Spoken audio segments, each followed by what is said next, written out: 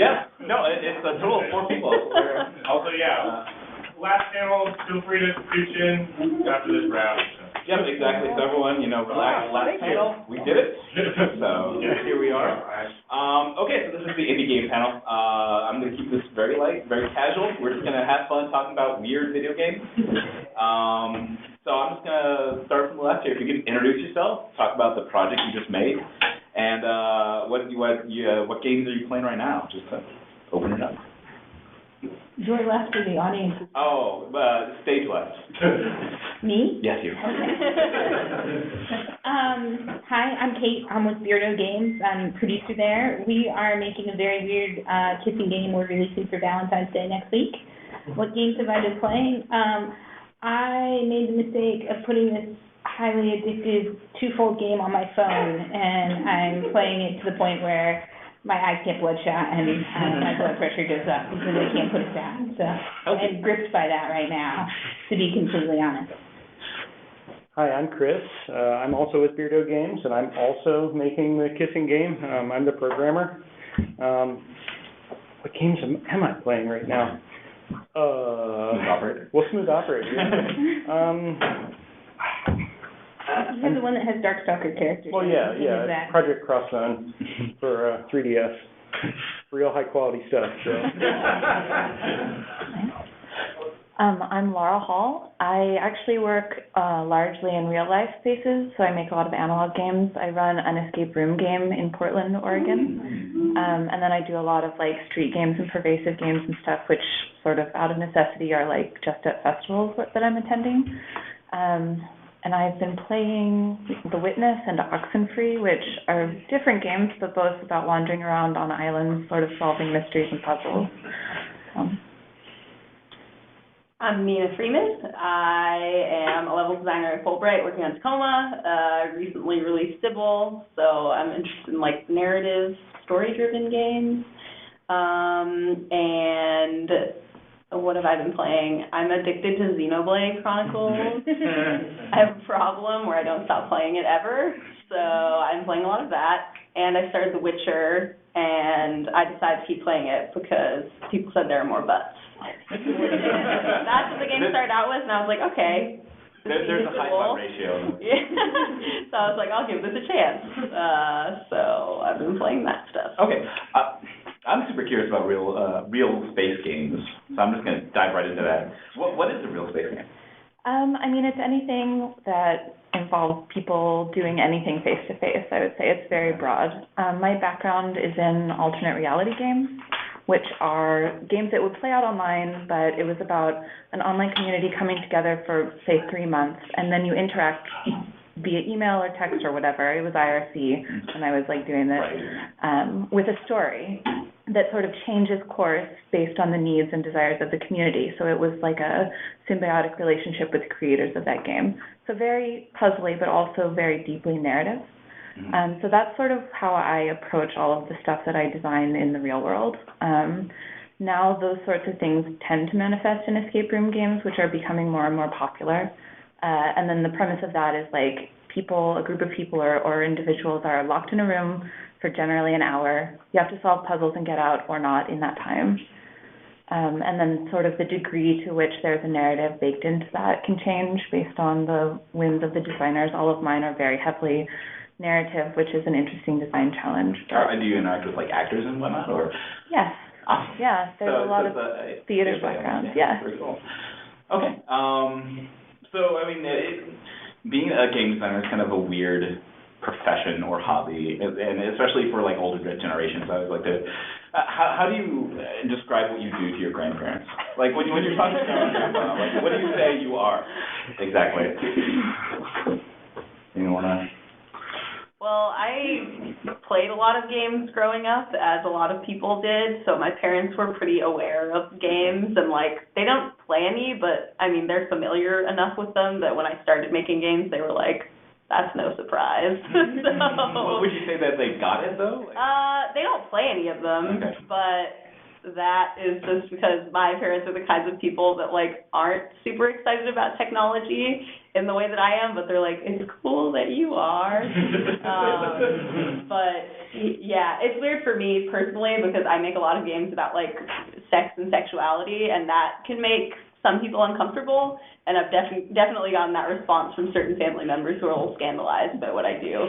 So that's maybe the most extreme example, and even then, it's not that weird or bad, because they kind of see them, like, to them, they're like, oh, it's like you're making, like, a movie, but it's not, you know? Like, they try to contextualize it within the other media that they're more used to. Still supportive, right? Like, yeah. Okay, good. But they have to contextualize it within something that they're more used to, in my experience with my family, which it's probably different for everyone here. Yeah, like, have you shown your parents Smooth Operator yet? Like, do they know? Yeah, my parents do, and I should say my parents are much older. They're in their 70s and 80s.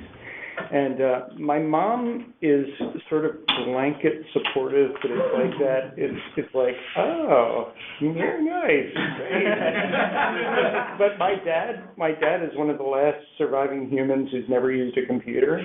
So I might as well be like performing magic with anything on a computer or on a device. So I think he just kind of nods and smiles, and that's about all there is to it. Yeah, but that's all that matters, right? Yeah. It's a nod and smile. Yeah. Like, my mom instantly slips into this auteur mode where she's telling me how to make it better.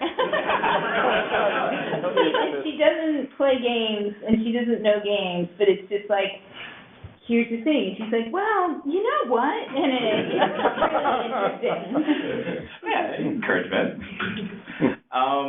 So speaking of just like the process of, okay, I'm going to start a new game, just like blank slate. You two have recently completed games, right? And yours is ongoing, but I'm sure you have ideas in the back pocket.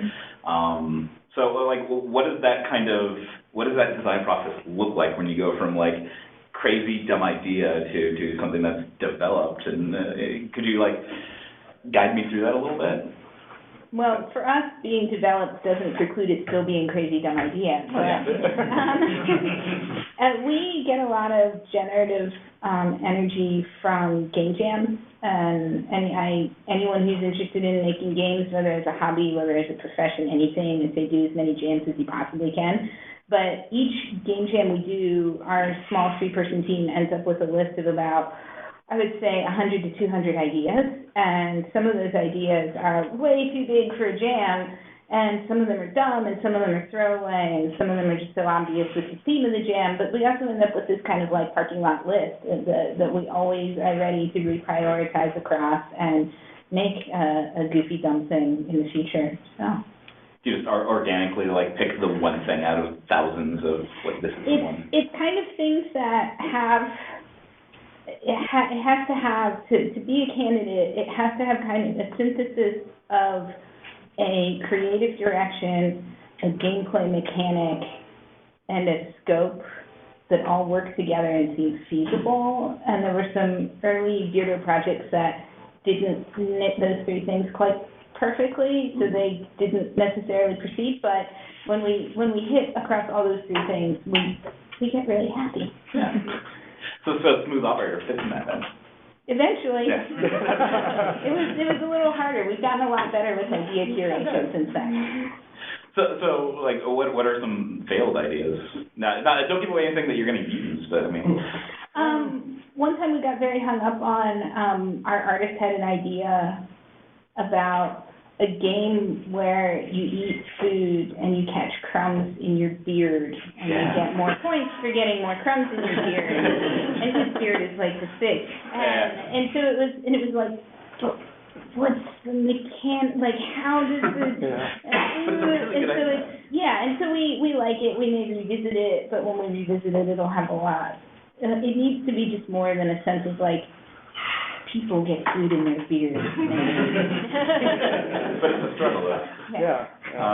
So Nina and Laura, like, what are some ideas that you tried to like pursue that just didn't happen? And like, can you figure out why it didn't happen, or? Well, I mean, so I'll speak a little bit about the process thing as well. Okay. I worked at an advertising agency for 4 years, making stuff on like a pretty big scale, like Super Bowl ad level. Not my project, but the company made those. So being able to work with teams and watch how the process of actually bringing that sort of thing to life has been super valuable to me. And that's something I think, like when you're working in indie games in particular with small teams, there often are not project managers to help keep things going and keep people on track. But being able to work with those people in that environment helped me in game jam environments, which was the way that I learned.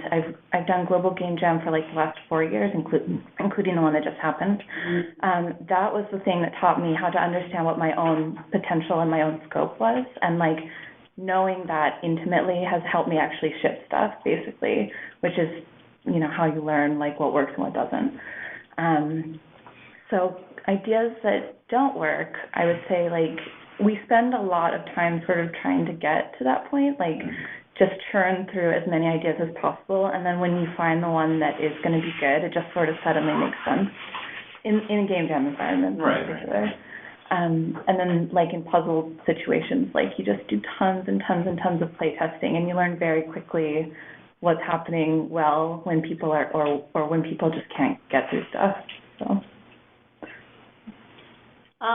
For me, when I'm coming up with, or when I have a game idea, usually a lot of the games that I've worked on are like based on things that have happened to me, so I draw a lot from my personal life. So, you know, those are stories that are kind of just like perpetually in my head because they're my own memories. So generally, the ideas for these games are kind of there, but I try to pick stories that are things that, you know, we all have a lot of memories of stuff that's happened to us, but some things are more interesting or meaningful to us than others. So things that I keep coming back to and that I keep wanting to reflect on more tend to be the kinds of stories that I pursue in games. So like, for example, with Sybil, that was a story that I'd always found kind of interesting, and I could kind of like, I would tell it to people and they would be like, oh, whoa, like, crazy or whatever, and I would like kind of, as I was telling people these stories just in casual conversation, like work out what they thought was interesting about it.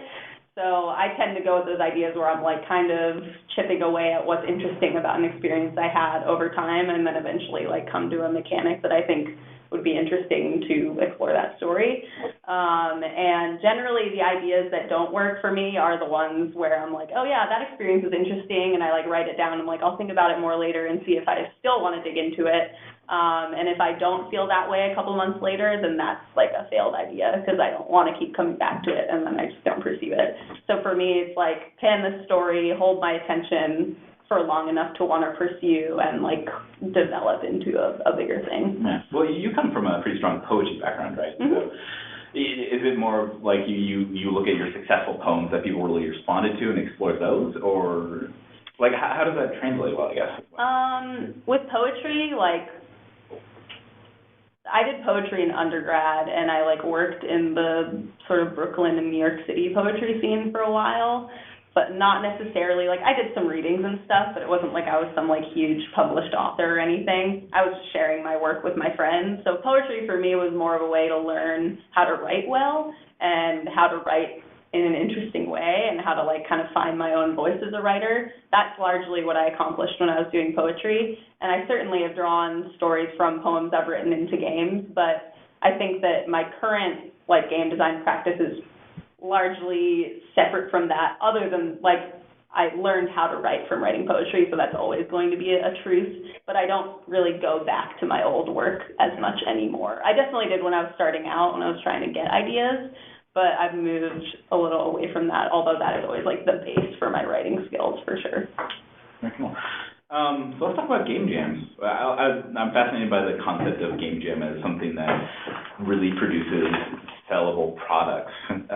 But, you know, like it seems really tiresome. There's like 50 game jams a year, it seems like, and, you know, everyone on this table has full-time jobs and other things that they're trying to juggle. Like, is a game jam the best environment to really just kind of throw a bunch of ideas together and really kind of develop it? Is it a good incubator, or is it just a motivator? Well, I think it's it's kind of both. I mean, like, by all means, 50 per year sounds insane. You would not be doing 50 per year, you know, but you choose the ones that you like, you choose the ones you come back to, like if it's Global Game Jam or Daria or whatever, the ones that your community focuses around, or one that just strikes your fancy on Game Jolt or something like that. But I like the condensed time schedule because you throw everything you got at 48 hours, and if you don't manage to make a good game, it's like, oh, well, you just had a bad weekend, move along. It's the constraint plus the low commitment level, I think, are together magic. The constraint really helps because we're kind of, in a lot of ways, we're kind of like this out-of-control train, like heading for a cliff.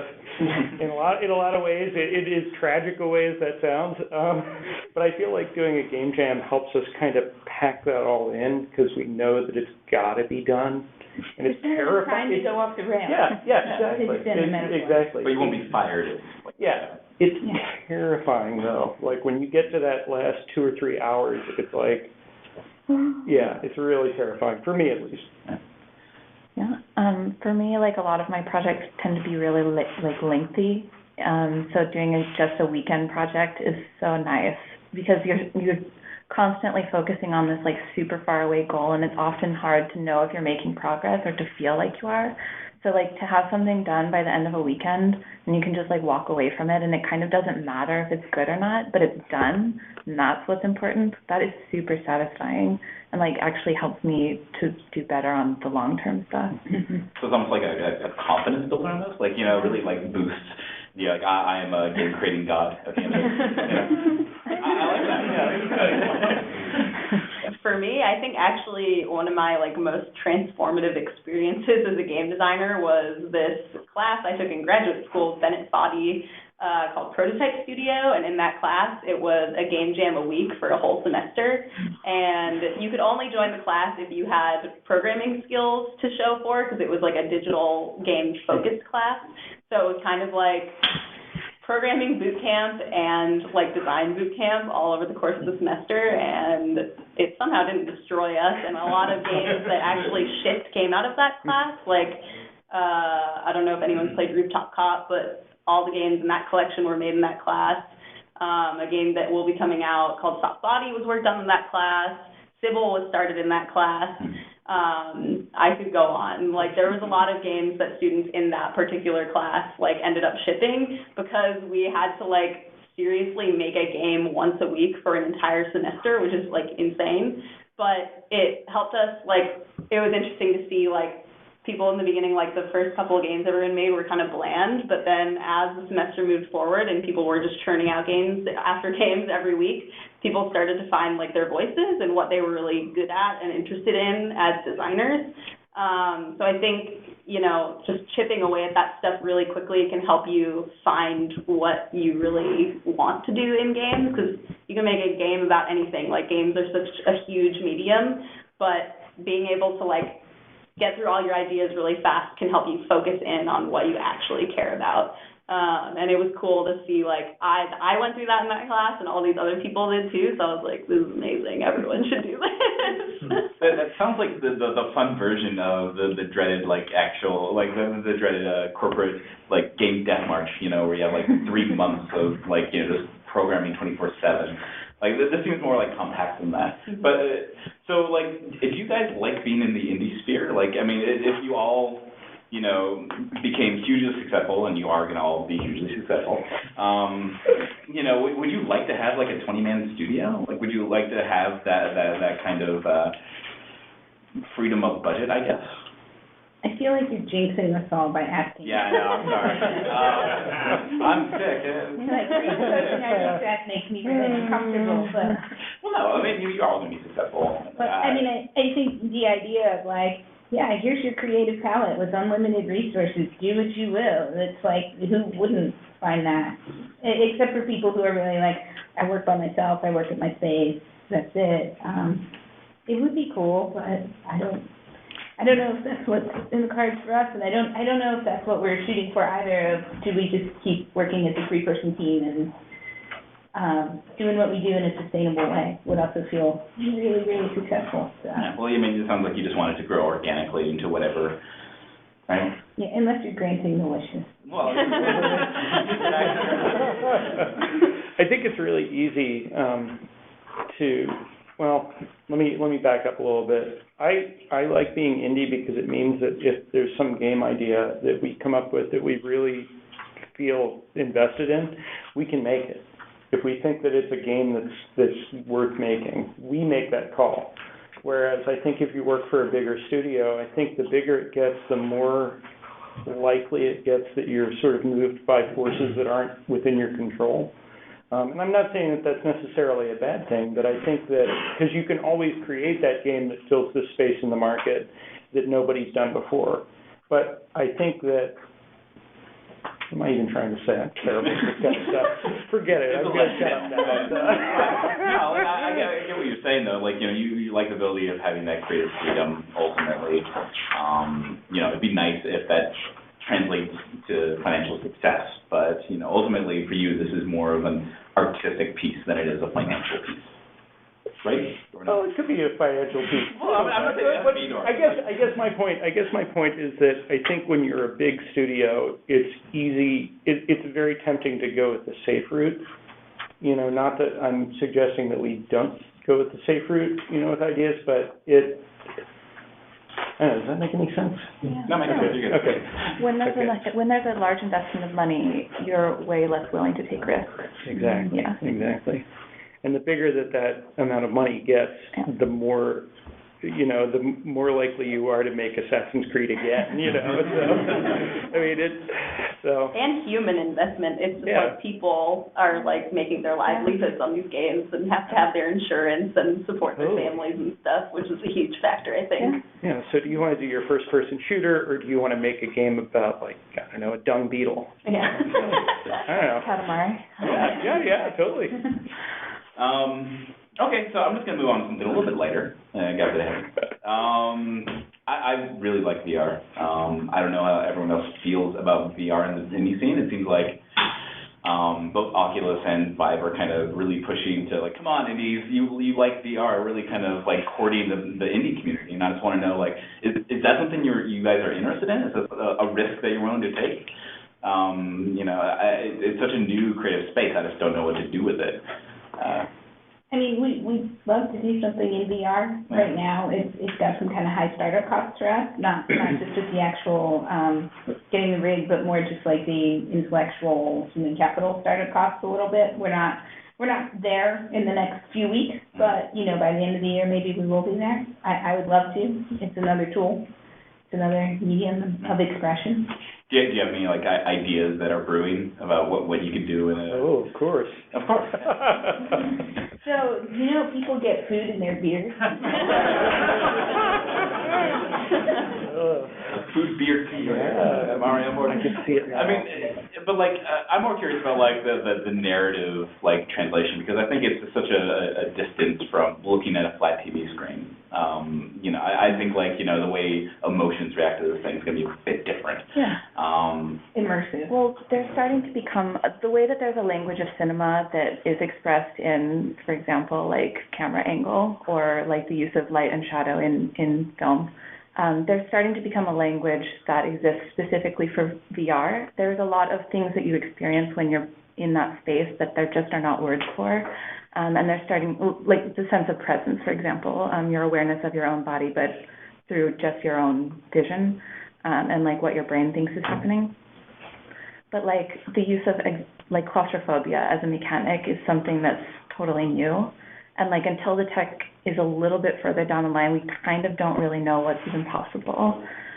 Like that's an area that's very interesting to me because again, like the way that with escape rooms, it's the same thing for haunted houses or theme parks or museums, anything where you're moving people through a specifically designed space. Like VR, there's a ton of overlap in that. So I think it's really interesting. I mean, the Vive is the only thing that's never made me motion sick. But it also, for me, had like an amazing sort of tactile feeling. I played this game that was like, it's sort of supposed to be Jenga, but everybody who played it ended up just stacking blocks. And it was really, really fun. But you feel as if you are actually holding those blocks. And like that, I've had the sense of presence in other VR units before. I've tried all of them, Oculus, Morpheus, and everything. But Vive, I think, was like the best one for that so far. Yeah. Well, I mean, you specifically, like you have to be very careful about how you handle the audience, because I mean, for your real life space, is that you could very easily just push someone a little bit too over the edge, right? So I mean, would you be worried about that in a VR space? I mean, probably. Yeah, I mean, like, this isn't not to do scaremongering in with the game space or whatever, but like the fact that your brain actually does think that things are real, I think is very interesting, and you can use that for empathy, which a lot of people are doing. Nani de la Peña, a lot of her work is about engendering empathy. But then also, like, what if you're teaching somebody to use a gun and to kill somebody, and your brain, you might have PTSD from the experience of watching somebody die in front of you in a way that is like, when you're just looking at a screen, there's still some remove. So I think that also will be interesting to see how that develops. Like, again, not to like make it scary, but I think it's something that you have to consider as a designer. So. Right. I mean, just the way the brain translates. Okay. Well, let's see. I do kind of want to open this panel up to questions early, just because I think there's a lot of super interesting people on this panel. So does anyone have any questions they're burning to ask? Otherwise, let's keep on rolling on. Yes, Dave. There's this fine point between indie games and like what I call product games, which are made for tons of people. So I don't know how many are familiar with Yahtzee Zero Punctuation. He made this great joke that we love indie games till they start making money and treat them like the greedy corporations they are. And it's true because, once they cross a certain threshold and we're like, okay, they're just a developer now, right? They're just a big product. So what in your mind is like that threshold where it becomes a product? We recently released Sybil, which we sold, and that was the first time I ever sold a game.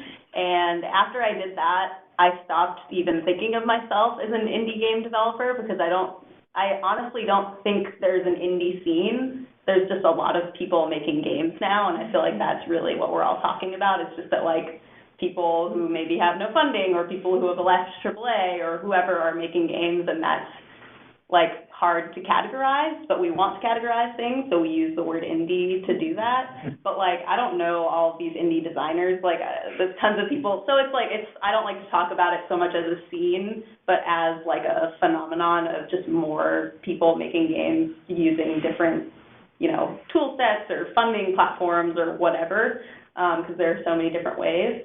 And it was interesting to realize that because, I had to go through all the motions of like setting up a company and doing all this stuff to sell Sybil, which people call an indie game, but at that point, like, what does that even mean? I'm still selling it, like I'm doing the same things that all these other big companies are doing, but maybe like in a different way, but not even, because I'm just selling it on Steam, which is what everyone else does. So like, then what is the difference between me and a bigger company? Maybe the difference is just that like our team is smaller, but then why, like, is that really such a big difference?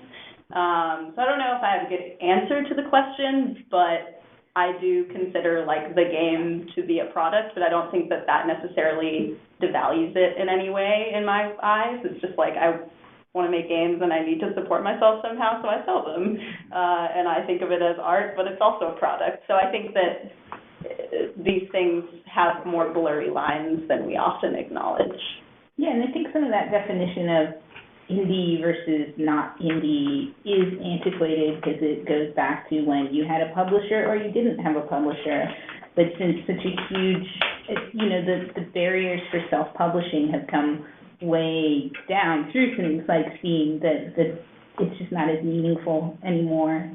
And yeah, so for some people there is a financial threshold where they draw the line. For some people is it weird enough, or how commodified did you design it from the very beginning? What's your SEO? We've had a lot of questions of like, what's your monetization scheme? To which we're like, sell it. But not to condemn all that, because there are people who have done really elegant games in that space that have great monetization schemes. Does anyone on this panel like the business side of it? I mean, like some people do. So I mean, our escape room game is explicitly a product, even though it's totally DIY and indie in that way. And like, we are doing things with it that commercial ones, which there's like franchises and stuff, they do not do what we're doing. But like, we have a staff and we have to pay rent and like, there's insurance and stuff, there's a lot of costs, but it pays for itself. Like, I don't get a salary from that, and my time that I spend on it is free, essentially. But then also, like, the other stuff that I do, the street games and pervasive games, are for, like, very small audiences, and it's, like, time limited as well. And I know for sure that, like, that is never going to be at scale, which is kind of what attracts me to it. And, like, my area of interest is both getting smaller and more intimate. Like, I would really like to have deep one-on-one experiences that I create for people. But then also, like, being able to have a successful commercial product in the escape room game, my ultimate goal with that is to be able to fund the same, like, floor space to have art exhibitions for people who also want to work in that space doing experiential stuff or theater or whatever, who, like, don't want to deal with the business side, the insurance and the staff and the rent and things, which are a huge pain in the butt. But, like, in doing the commercial thing, I can perhaps let other artists do their thing as well, so. Okay, yeah, no, go ahead. Question. So in digital spaces, we see in digital games, we know that there are bugs, whatever, things that you're going to be developing and putting out in the world. What does a bug look like in an escape room? They exist, for sure. Yes. So, like, there become a lot of interesting design constraints in escape room games. Like, as an example, if there's a key in our room, there will be only one lock that can fit it. But there's only so many locks of different sizes that exist in the world. Or, like, if there's a three-number code, there's only one place that you can enter that three-number code. But again, like, that starts to become very restrictive very quickly. In designing that, we start out with everything made out of paper. Like, and so we test for a very, very long time. And you just watch until somebody gets stuck, and you take notes, and then you fix it the next time. So hopefully in that process, you work out most of the choke points. Even though that is the case, in the actual room, there are points that various groups will hit. And so we have a hint system that's like pre-written, because generally people are hitting one or the other of certain things. But it's always it's fun to see, like, what those points are for different people who have different skill sets, perhaps, or, like, different team dynamics. And then there's, of course, like, things break, people break stuff all the time. If it can be broken, somebody will have, like, torn it out of the wall.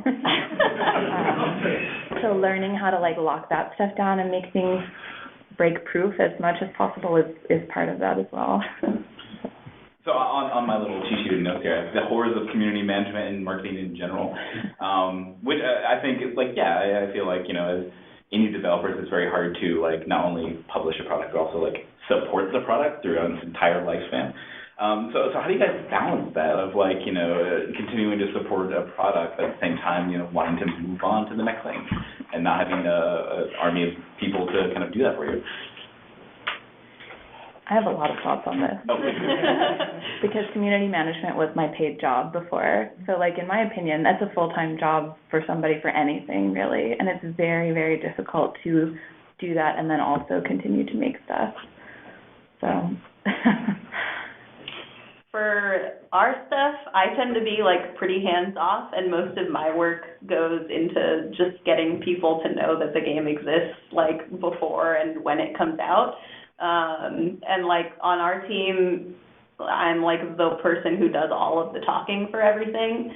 Like, for Sybil, there was 4 core team members and then a couple other people, and I was, like, doing marketing, business, managing everything, and it was really stressful because you have to do, like, millions and millions of interviews, and there was, like, literally a month where every single morning I was waking up and doing an interview, and then I'd leave work and do an interview every single day after work.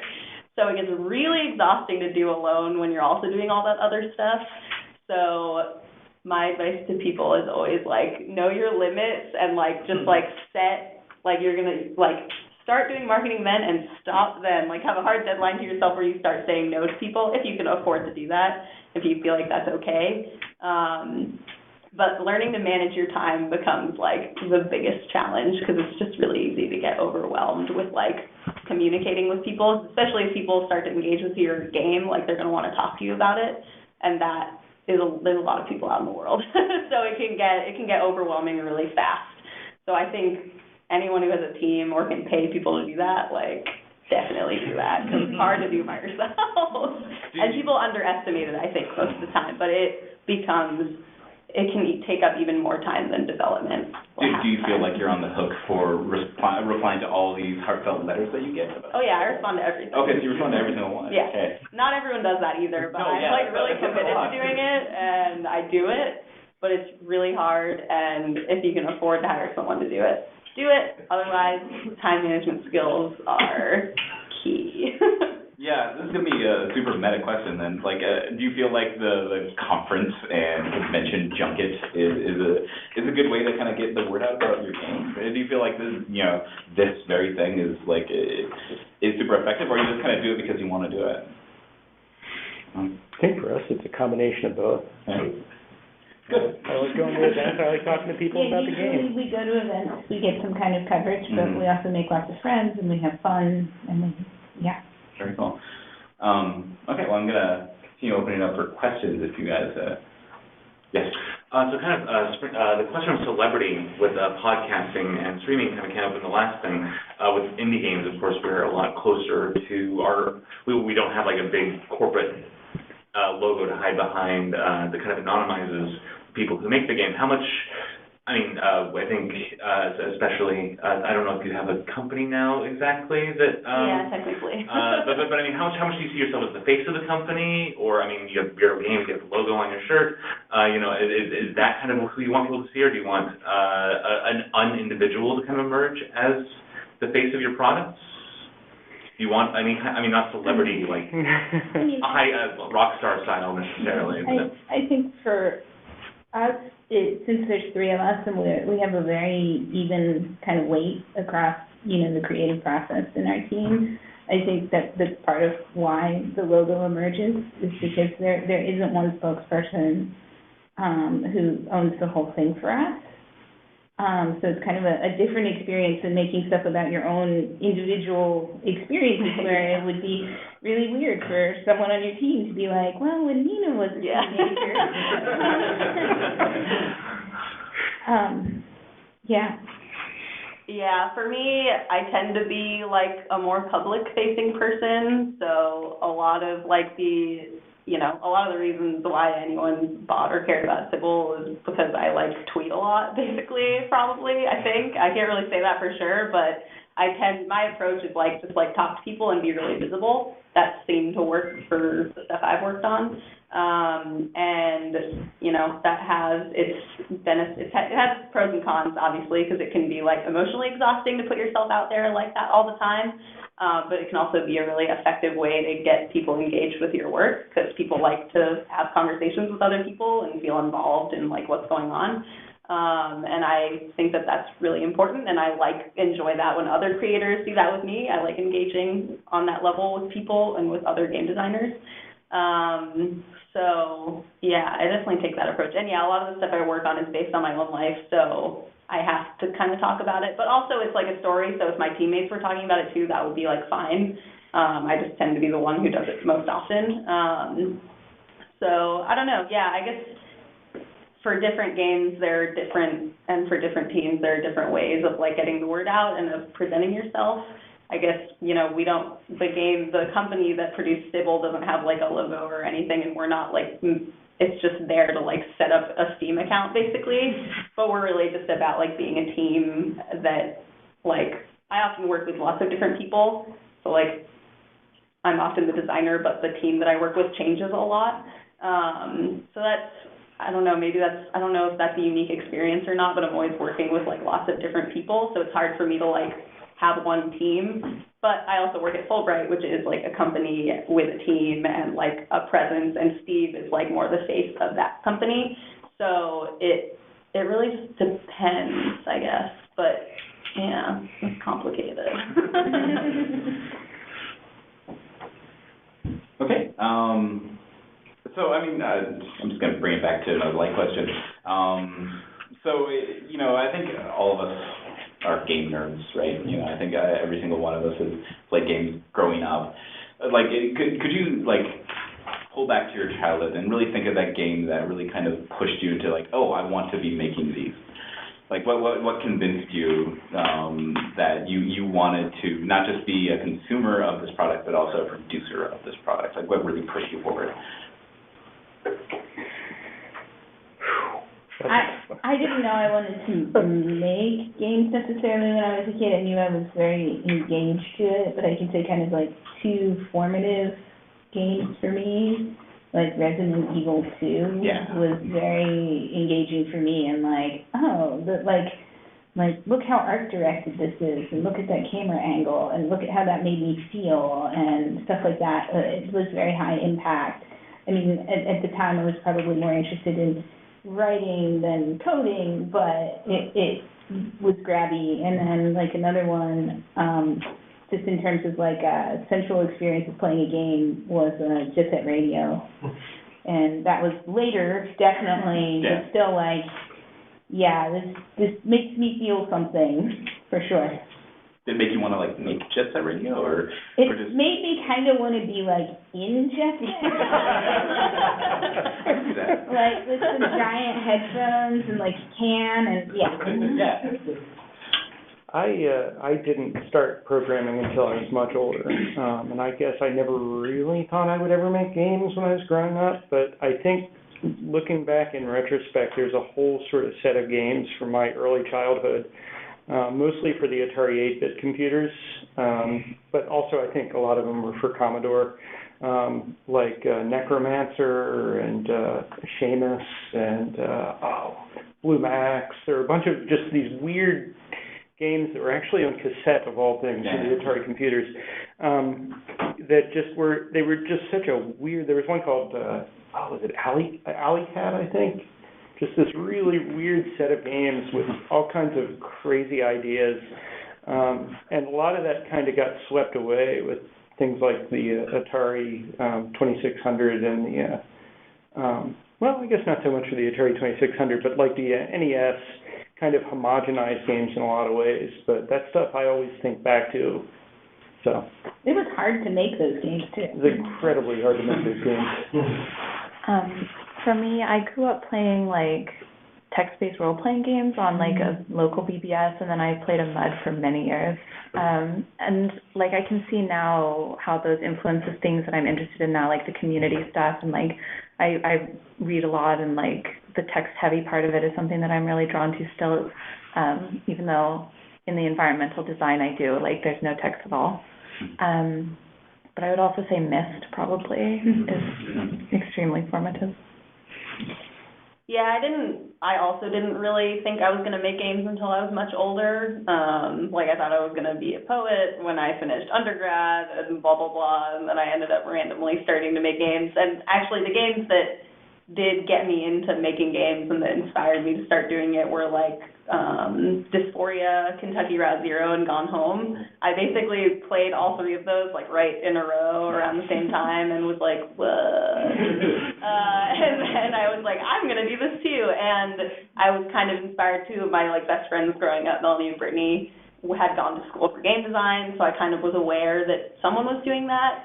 And then I played those games and met the New York City games community where I met Emmett and our friend Diego, and they were working on a game together, so I saw them working on a thing, and I played this other game, so I was like, this is the whole world, like, that I didn't even know about, and it looks, like, so cool. So I kind of got drawn into it in that way, and it hasn't even been that long, but that time was very formative for me in, like, the kinds of games that I ended up being interested in making, which were basically story-driven, story-focused stuff. So that's what I found when I was excited about learning how games are made. So. Great. Any other questions from the audience here? Yes? I was just going to ask a little bit more about the process. Anybody who wanted to answer, feel free. I know that as a solo, you can really get into your work and lose any objective kind of idea of how it's going. And I was wondering, other than the obvious like to hear now and then.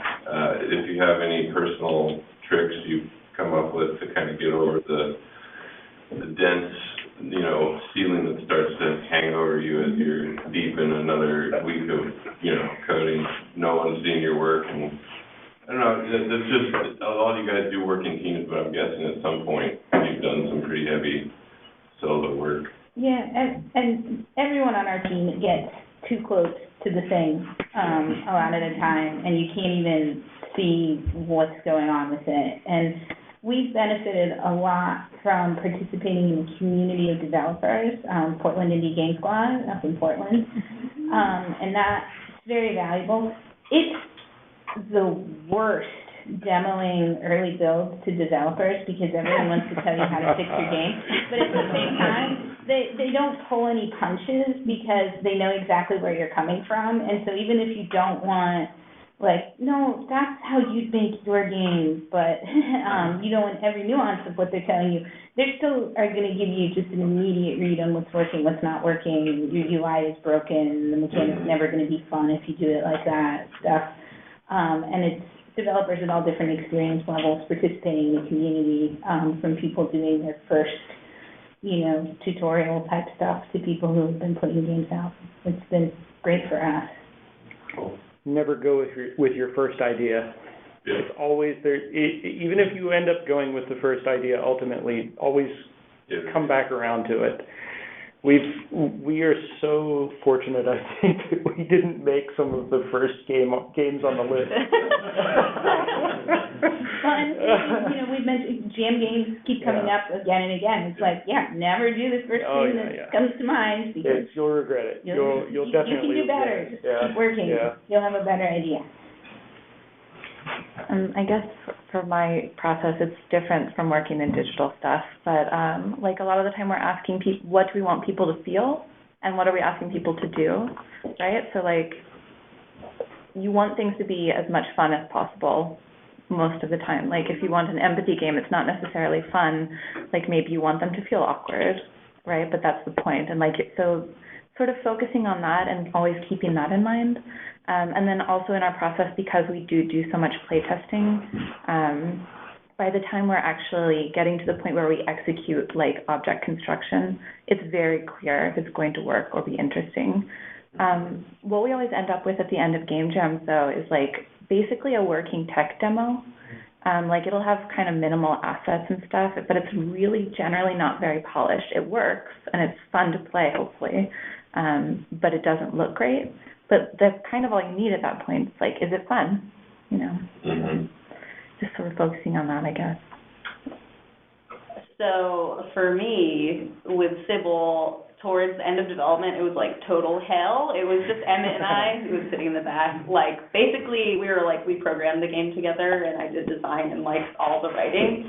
And we worked on the game for like a year and a half, and basically towards the end of it, like basically when people say like the last 5% is the hardest, they're definitely telling the truth, because like we knew what we were making, we just had to make it. It's really hard and like very depressing, and like I was like going to a therapist, like I felt like I was going crazy towards the end of making it, and a lot of that is just like being alone, and like we would just be at a cafe all day every single weekend, and after work a lot of days just like working in silence next to each other and only talking if there was a bug or something. It gets like really tough, and I think that looking back on that, we definitely maybe approached it not in the best way, and if I did it again, I would be more open to just taking breaks, whether it's an hour or like a weekend or a week or even a month, because we didn't take any breaks. We literally like started working on the game, and a year and a half later, we're still working on it every single weekend and every single night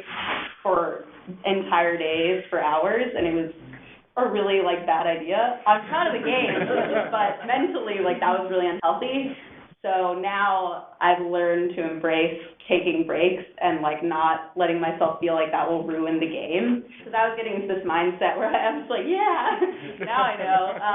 Where I was like, if I took a break, I would feel really guilty, and I would beat myself up over it and be like, the game is going to suck if I take a break. And that is the worst mentality you can develop. Don't do it, or you will like destroy yourself. So just take breaks and feel okay about it. The game will be better if you take breaks. Any advice for folks who are looking to go to their first game jam? Try to go with friends if you have other friends who are excited. That game jams can be really scary. I was lucky to have friends that were supportive and went with me in the beginning, and none of us were that experienced in it, and we kind of like learned together, and it's still scary, but having them there to support you is really good. And if you don't have friends who want to do it, try really hard to make friends there while you're doing it, because having that emotional support while you're like banging your head against a bug or whatever for hours can be like a make or break scenario. Yeah, I agree. I could never make a game just on my own. Just for a jam, it would be maddening. To handle. Yeah. Because then I know you've done it before. Yeah, it was maddening. And you can make a game alone at a game jam, but like at least have someone there to like talk to and bounce your ideas off of. Because some people do want to just make games alone, and that's fine. But like having emotional support. Well, and another note is when you say do a game jam, and we talked about going to a game jam, you don't have to do it in person. Like a lot of what I'm doing, the community around it is all online. It's on IRC or Twitter, and so you can still engage people without physically going someplace with your friends. I'd say like the best advice that I've learned, and this is true for like all the puzzle hunt stuff that we do too, is like try and be cool to other people on your team, because like when it's super stressful and everybody's sleep deprived and has low blood sugar, like it's very easy to sort of like dig your heels in on an idea, and you're like, no, this is the best idea, I'm not letting it go, but that's not fun. And it's probably not even a good idea. But like learning those sort of skills of like being able to sort of just move on from stuff, or be like, we're gonna just table this, we're gonna discuss this other thing and then come back to it, has been like super valuable for actually like keeping those friendships and life. Yeah. I've got another one. Always, or I should say, never use software that you've never touched before. Always go into it with like some idea, even if you've just done a tutorial or something like that. It's way better than. Unless you want a special challenge. Well, yeah. It's bonus points. Yeah. That's not the constraint that you're aiming for. Yeah. I mean, our timeline too is very structured. Like we do brainstorming all on the Friday night and try and leave having an idea in place, even if we don't know what that's going to be. And then like by midday Saturday, we try, or like afternoon, we try and have something functioning at least to know if it's going to be good or like work in some way. And then we can spend the rest of that day refining that piece of it, and then Sundays for like finish stuff. We usually don't walk on an idea till breakfast Saturday mornings because we sleep on it. Yeah, there's tremendous value in sleeping on it and do your generation, and maybe like you don't go to bed thinking of the 200 ideas, you get it down to 5, and then you just individually are kind of like turning on those, and maybe you're sketching some things or you're elaborating on some things, and then Saturday morning it's like, go, one of them. Yeah, totally. Have some idea early on what you want to ditch if you can't finish everything, because your idea will always be. Scope of like, what's the minimum I have to do to have a thing on Sunday evening versus but if I'm really efficient, I can do this and this and this and this and this, but it's the smallest thing you can possibly make. Because I personally aim at getting a finished game, because I feel like that's at least a little bit rewarding, even if it's a crappy game, versus I have this terror of every game jam I've ever done that I'm not going to finish it, that somehow it's going to, just end somewhere, or it's not going to compile or something like that, so, Yeah, okay, shift is better than perfect. We have time for like a half a question. A half a question. What is? Okay, on that note, I think that will be a wrap on this panel. Thanks a lot, guys.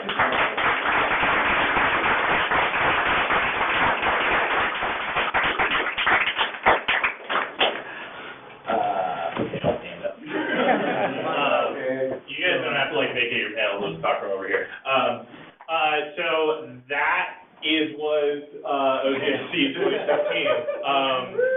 I'd like to thank, firstly, of course, our panelists, all of them who are scattered throughout the room.